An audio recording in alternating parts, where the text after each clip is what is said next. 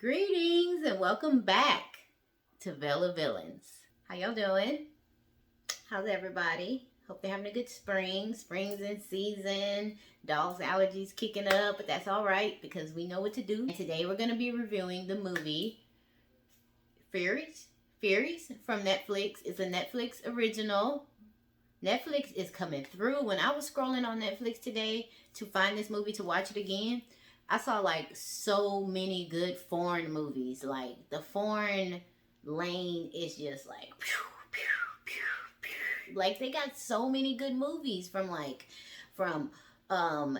Korean movies to Vietnamese movies. By the way, this movie is a Vietnamese movie. From movies from people from Poland, movies from people from Germany, shit, Brazil, Africa, like India. It's like Netflix is grown so much, and it's such a place where you can go and almost like, if you have the right production, like give your testimony. I'm just proud of Netflix. Like I know Netflix is probably part of the big poker game of keeping us down, but still, at the current moment, I'm glad if you got your shit together and you can get yourself a Netflix original or a documentary, go ahead and do that shit and tell your truth. So, let's get into the review, shall we? Yes. Bring it. Alrighty. So, if you're new to Vela Villains, what we do here is we focus on the villain, and we also focus on if the villain is a true villain or if he's a villain of circumstance. And then we also look into the meaning of the movie. I try to not give no spoilers because I really, really want everybody to go watch this movie because it is a fucking good movie. It is a 10 out of 10. Like it hits on every level. Hits on cinematography. It hits on the music. It hits on the fucking fashion and makeup. And then like it's dubbed. But I mean it's dubbed. You know how dubbed shit is. But they got the right voices for it. Like I was like, okay. And the acting is thick. It is beautiful. Like I love this movie. I'm gonna buy it.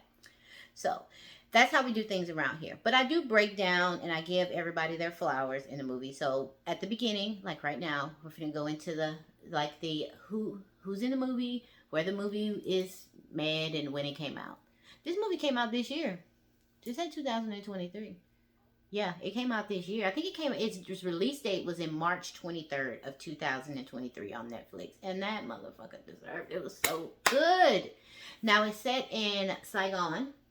Yes, Saigon. And I believe it's in the 90s of Saigon. So it is very relatable because everybody loves the fucking 90s. The 90s was hitting. I don't care what you say. The 90s was fucking hitting. If you was born in the 90s, I'm sorry. It was to grow up in the 90s is where it was hitting at. I'm sorry. It's okay. Just take notes from us cool people that were there. So we got the four main girls. Now this movie is in Vietnamese, so their names are, foreign to my language. So I'm really just gonna stick with the names of the characters in the movie because I think I'm pretty good at saying these. These ain't bad. So we have our first girl, which is Bai. Pop her in right here. This is my girl, y'all. I really, really, I liked all of them, but this is my girl. She'll be your girl by choice too, but this is my girl. Like, I truly think that all these women were beautiful. Like, it doesn't matter, culture or anything. Like, as women, I think they were all beautiful for what they represented as women. So, anyways, I'm not going to go there. We got Bai.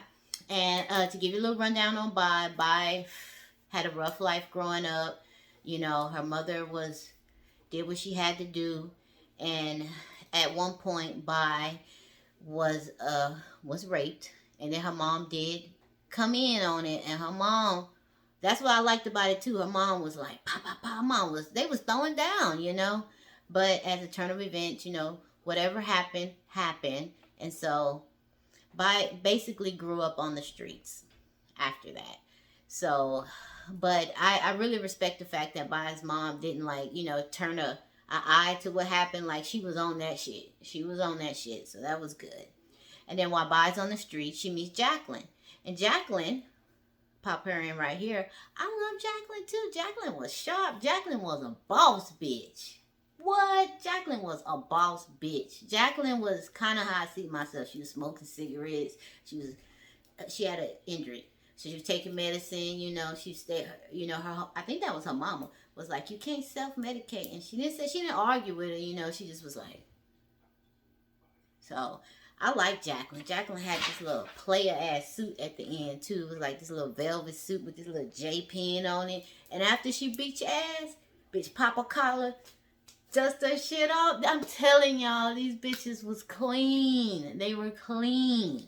And so Jacqueline takes him by, and so but she takes her to the house, and turns out there's two other girls there, Hong and Tai. I love both of them too. Them are my bitches. I love both of them too. Pop, this is Hong. I really resonated with Hong because she was like, "We're gonna be sexy," and I was like, "Yes, yes. Like we can do this. We can do this, but let's be sexy too."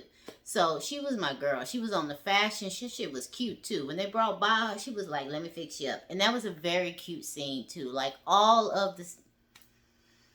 I don't care if you're a dude. I think you can appreciate it too because it hits so many areas about how when men find women useless, how they disregard them as people. So anyways, and so at the house there's also Ty. Pop her in right there. I love this bitch hair. I love this motherfucking mullet. I want a mullet, y'all. I want a mullet. I want a mullet. I want a mullet. Anyways, Ty is kind of the leader of the girls, and she is really she's a fierce fighter. She's cool. She's calm. She's been through a lot. As they break down their story, you know that they've all been basically raped. You know, I'm feeling like America's Most Wanted up in here. I got pictures of the big four, y'all. Ready? All right, we got Mad Dog. He's the leader, right? So he actually became the leader because he killed his boss and his entire family, which is key. Pay attention to that. That's key. So that's how he became boss. So under him is he got his three main guys, right? So we go into the first one. I might have to look at my notes because their names are a little different. And of course they're bad guys, so we didn't like them. We got Song Lang, and he's the bodyguard. I was like, this boy look mixed.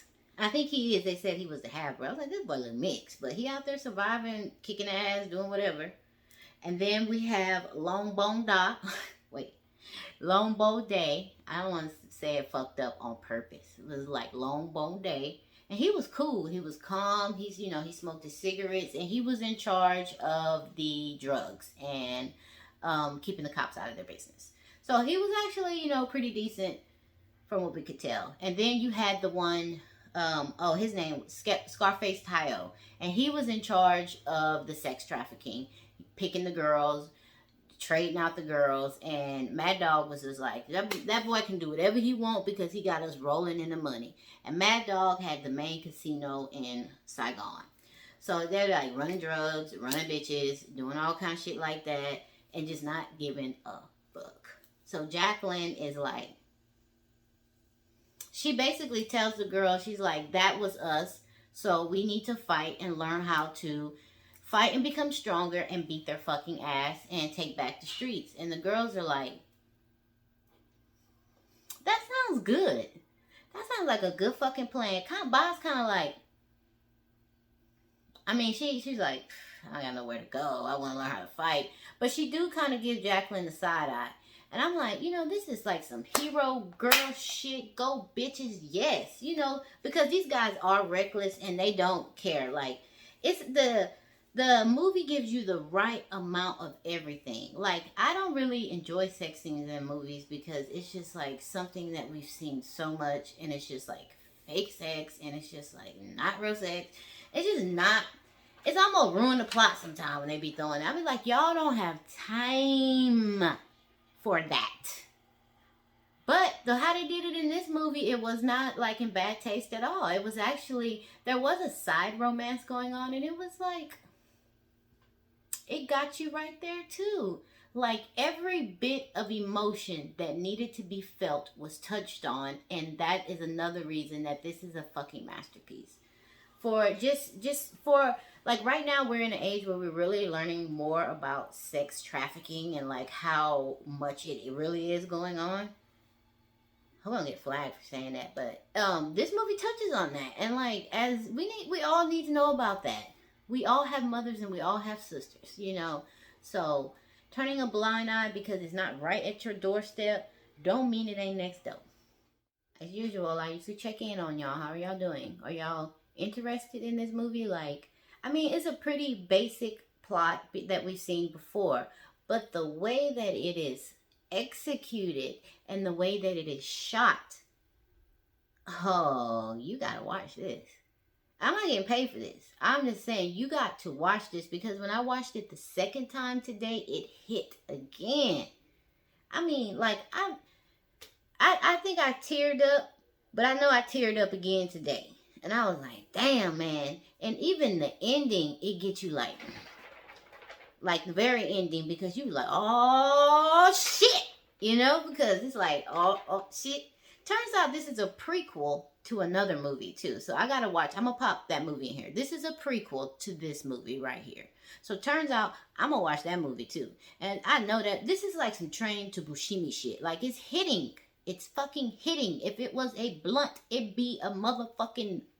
You'd be like, you need to put that out, because that shit gonna have you high.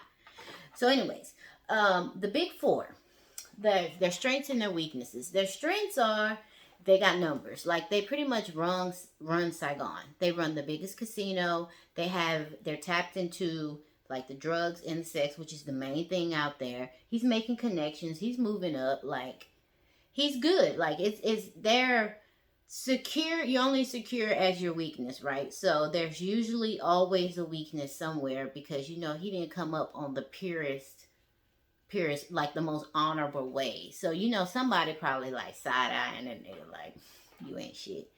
And so there's also like this weird crackhead in the movie. And he really is a crackhead, but he serves his purpose. Like, I mean, I didn't really see it at first, but like, he delivers too with his crazy ass. Like, when it's his time to do his thing, let me tell you, that motherfucker does his thing. And guess who gets to fight him? It is our girl. Man, I don't want to tell you too much. Their numbers leads to a soft spot within their army. So their weakness is almost their strength. It's like, that's why I love foreign movies sometimes, because they go beyond the basics and they really like take you there mentally, and this movie did too. Because as I talk about the villain, like, there's another villain. And that's the real villain. But I can't speak on that villain because I don't want to ruin this movie, because that's how much I want you to watch it. Like, the big four is a villain, yes. But there is another villain. And in the last 20-30 minutes of this, I say 20 minutes of this movie, that's where it really goes into another level psychologically. The last 30 minutes of the movie, like, the fight scenes are so fucking kick ass. Like, first of all, the fight choreography of them being a team, they really implement that into the movie, of them having each other's back to the point to where they are back to back. And these are women, like petite women, going against 10, 15 men at one time. So like, it's really implemented in there, and it's good to see that. And it's like, that's the main thing when they form their sisterhood, that they're like, I have your back. The fight scenes are awesome. It starts off with, you know, just your martial arts, which none of it is basic, but then it rolls over into weapons. And then like, at first they're using like legit combat weapons, you know, swords, knives, stuff like that, flying darts and shit. And then at the very last scene, when it's time to set it off, they enter like with some guns, you know, and them bitches are, I don't think they really shot guns before this, trained with guns, but they were so fucking clean, mercenary type assassin. They was like all clean with it, man.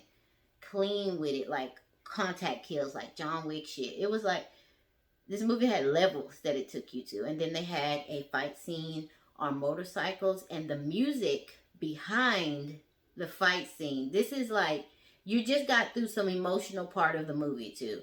And so you're not even over that. And then here comes this fucking badass fight scene on motorcycles with this dope ass fucking song playing in the back. It's in Vietnamese, but that motherfucker was dope. You know, that shit was like, you know, you was like, yeah, you was punching me, like, get off of them. God damn. That's how I felt, you know. I was like, hit his, you know, and they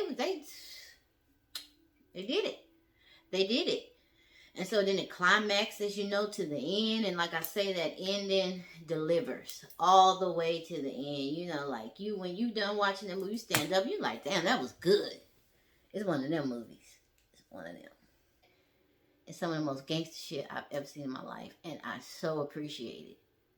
I so appreciate it. Enjoyed the review. I was just, like I said before, I was just so excited about it. My numbers are growing everywhere. And it's like, okay, okay. I spent, this is worth it. This is totally worth it. So I'll see you guys in the next review, because trust and believe I'll be back.